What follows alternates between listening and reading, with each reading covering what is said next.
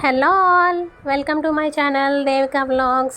ఈరోజు అయితే చింతపండు పులిహోర ఎలా చేయాలో చూపిస్తున్నానండి నా స్టైల్లో. ఒకసారి ఈ విధంగా ట్రై చేసి చూడండి, కమ్మగా ఉంటుంది. ఆయిల్ వేసుకొని ఆవాలు, జీలకర్ర, అలాగే శనగపప్పు, మినపప్పు వేసుకొని బాగా ఫ్రై అవనివ్వాలి.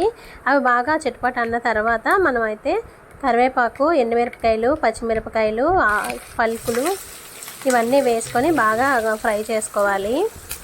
ఈలోపు మనం చింతపండు అయితే ఒక నిమ్మకాయ సైజ్ అయితే ఒక గ్లాస్కి అయితే నేను తీసుకున్నానండి. ఒక పెద్ద నిమ్మకాయ సైజ్ అయితే చింతపండు తీసుకొని ఇలా వాటర్ వేసుకొని నానబెట్టుకున్నాను.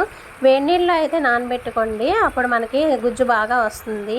తర్వాత చింతపండు రసం కూడా నేను అయితే కలుపుకొని వేసుకున్నాను. తర్వాత దీనికి సరిపడా సాల్ట్ అలాగే పసుపు కూడా వేసుకోండి. నేనైతే 1/2 టీ స్పూన్ అయితే వేసుకున్నానండి పసుపుని. అలాగే ఉప్పు సరిపోయింది చూసుకొని వేసుకోండి మీరైతే. అలాగే కొంచెం ఇంగువ కూడా వేసుకోండి. అందులో కొంచెము ఒక 1/2 టీ స్పూన్ లాగా పంచదార అయితే వేసుకోండి.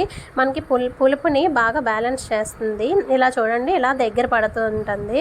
ఇలా బాగా దగ్గర పడి ఆయిల్ అయితే పైకి తేలాలండి. ఇలా పైకి తేలుతుంది అంటే మనకి గుజ్జు అనేది రెడీ అయినట్టు.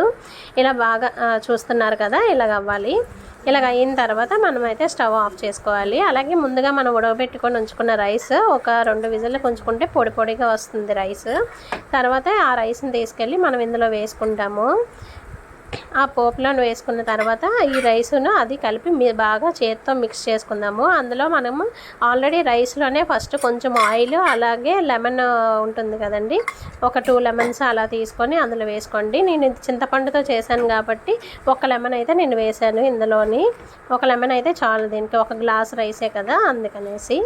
చూస్తున్నారు కదా, ఈ విధంగా ఫస్ట్ అయితే వేడిగా ఉంటుంది కాబట్టి మా స్పూన్తోనైతే గరిటెతోనైతే కలుపుకోండి. తర్వాత చేయి పెట్టి నీట్గా మనం పట్టేలాగా బాగా కలుపుకోవచ్చు. ఈ విధంగా కలుపుకోవాలండి.